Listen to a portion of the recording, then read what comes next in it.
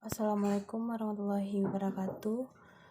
Perkenalkan, nama saya Munjika Sarli, NIM 1912111631. Baiklah, saya akan menjelaskan rangkuman tentang anak remaja dan dengan HIV atau AIDS. HIV, Human Immunodeficient Virus, sedangkan AIDS, Acute Immune Deficit Syndrome. HIV adalah suatu jenis virus yang menyerang sistem kekebalan tubuh dengan menghancurkan limfosit T, sel yang sangat penting untuk melawan infeksi dan mengembangkan kekebalan. Jika dibiarkan, virus ini dapat berkembang menjadi penyakit AIDS. Lebih dari 2,8 juta anak dan remaja hidup dengan HIV pada tahun 2019. Hampir 9 dari 10 di Afrika sehari. Hanya 53% anak-anak dan remaja yang terinfeksi yang menjalani pengobatan HIV dibandingkan dengan 85% wanita hamil yang hidup dengan HIV di Indonesia sampai 2018. Pengidap HIV pada anak remaja di bawah 19 tahun terus bertambah mencapai 2,8. Jumlah tersebut meningkat dari tahun 2010, yaitu sebanyak 1.622 anak terinfeksi HIV. Melansir Kemenkes data Kemenkes, total 1.447 usia 0-14 tahun yang terkena HIV dan 324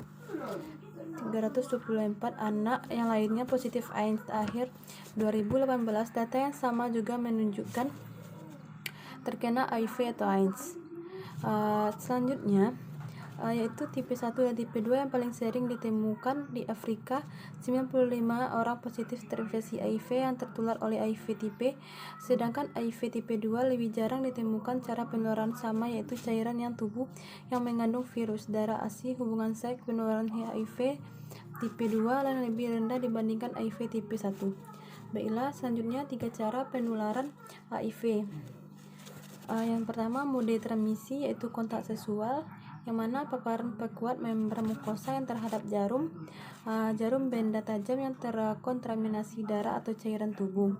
Selanjutnya, waktu atau transmisi, yaitu intrauterin atau intrapartum dan pasca persalinan. Selanjutnya, faktor ibu yang menentukan transmisi dan HIV. Selanjutnya, jumlah CD4 ibu rendah, adanya penyakit yang menular seksual, terapi zidofila selama hamil, yang viral load ibu tinggi selama hamil, penularan dari ibu ke anak yang menyebabkan hampir semua terinfeksi HIV baru pada remaja yang populasi.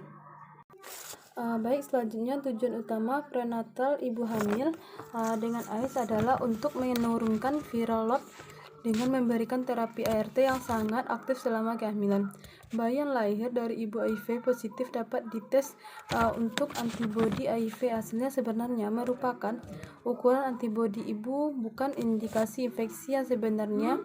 Bayi yang mungkin tetap memiliki antibodi HIV positif selama 18 bulan karena kecepatan penularan antibodi HIV ibu yang lambat. Oleh karena itu, infeksi yang sebenarnya pada bayi harus dikonfirmasi dengan mendeteksi HIV dalam kultur atau tes PCR atau untuk DNA atau RNA HIV. HIV dapat ditularkan setelah melahirkan melalui ASI. Tingkat infeksi terus meningkat pada populasi remaja, terutama melalui paparan seksual remaja yang menyumbang sekitar 50% dari kasus HIV baru setiap tahun. Secara umum, cara penularan emang 9 kasus pada kelompok usia 15-19 tahun adalah melalui aktivitas seks di kalangan homoseksual, biseksual, patofisiologi yang mana satu-satunya tujuan HIV adalah untuk mereplikasi, membuat salinan dari dirinya sendiri. Selanjutnya, ia memasuki sel, pada dasarnya mengambil ahli DNA dan memerintahkan sel untuk membuat salinan HIV. Selanjutnya, meskipun HIV memilih limfosit T4 sebagai sel pilihan, HIV juga menyerang banyak sel lain. Namun, infeksi T4 penting karena limfosit Limfosit T4 mempertahankan tubuh yang melawan patogen yang menyerang. HIV membuat sel T4 tidak berfungsi, menetapkan lubang yang di membran sel yang mengakibatkan perbedaan tekanan osmotik antara bagian luar sel yang menyebabkan diri mereka sendiri. Dengan demikian, sel T4 berkurang jumlahnya dan tidak dapat memberikan sinyal pada sel B untuk membentuk antibodi pelindung untuk melawan virus yang menyerang. HIV yang menargetkan sistem kekebalan untuk membuat tubuh tidak berdaya. Selanjutnya, proses yang terjadi sejak terinfeksi HIV sampai masuk ke kondisi AIDS. Yang pertama, stadium 1 yaitu periode jendela yang dimulai sejak saat pertama terinfeksi. Selanjutnya, tidak ada tanda-tanda khusus, hanya seperti gejala flu yang dalam beberapa hari, minggu, atau hilang dengan sendirinya. Selanjutnya, jika dilakukan tes darah untuk HIV, hasilnya namun orang tersebut sudah dapat menurunkan HIV pada orang lain. Lamanya 1-6 bulan. Selanjutnya, stadium 2 yaitu HIV positif asimptomatik tanpa gejala. HIV telah berkembang biak, hasil tes darah yang untuk HIV dinyatakan positif. Orang tersebut masih merasa sehat, terlihat sehat, sama seperti orang lain setiap 5-10 tahun. Selanjutnya, stadium 3 munculnya gejala, yang mana sistem kekebalan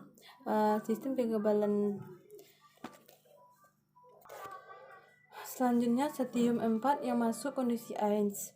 Sistem kekebalan tubuh yang rusak atau parah, tubuh lemah terhadap serangan penyakit apapun.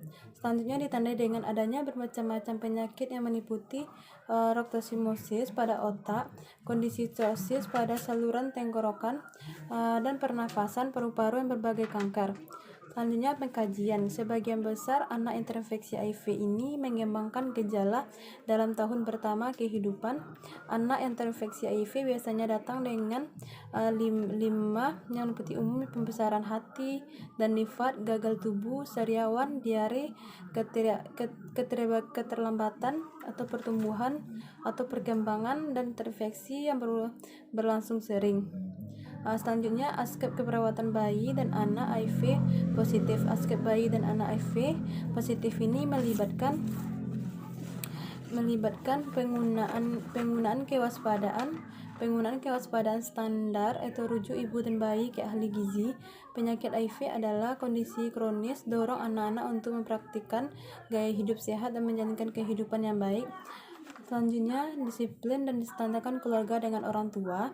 Selanjutnya, masalah psikososial yang terkait dengan infeksi HIV pada anak. Yang mana yang pertama itu masa bayi tidak dapat memahami konsep penyakit dan kematian. Selanjutnya, bayi dan balita memiliki kekhawatiran langsung tentang trauma fisik dan perpisahan orang tua. Selanjutnya, anak usia dini yang mana mulailah mengkonseptualisasikan proses kematian yang melibatkan kerusakan fisik. Selanjutnya, kekhawatiran yang berpusat di sekitarkan tes dari prosedur medis. Selanjutnya, usia pertengahan. Anak-anak yang dimulai untuk mengerti ada yang salah pada usia 10-11 tahun, pahami bahwa kematian itu permanen dan universal, takut dikucilkan dan ditolak. Selanjutnya, rasa bersalah tentang asal penyakit. Selanjutnya, remaja. Diagnosis sering menghasilkan pengangkalan atau ketakutan atau penarikan diri atau ketakutan yang ditolak oleh teman sebaya. Selanjutnya, terjadinya gangguan dalam membentuk hubungan di luar keluarga. Selanjutnya, kecemasan dapat menyebabkan kinerja sekolah yang buruk, depresi, isolasi, dan perilaku yang bertingkah.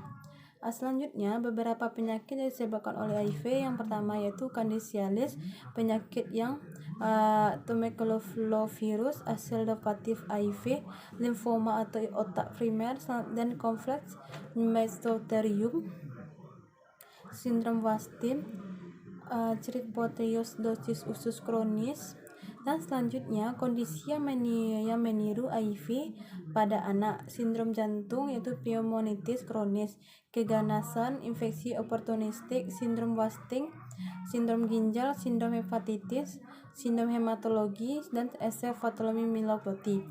Selanjutnya, aspek keperawatan pada anak HIV dan AIDS ini, yang mana pengkajiannya identitas meliputi nama, tempat tanggal lahir, jenis kelamin, status kawin, agama, pendidikan, pekerjaan, agama, diagnosa medis atau nonem. Selanjutnya, keluhan utama sesak nafas, demam lebih dari 3 bulan, diare, infeksi mulut dan tenggorokan.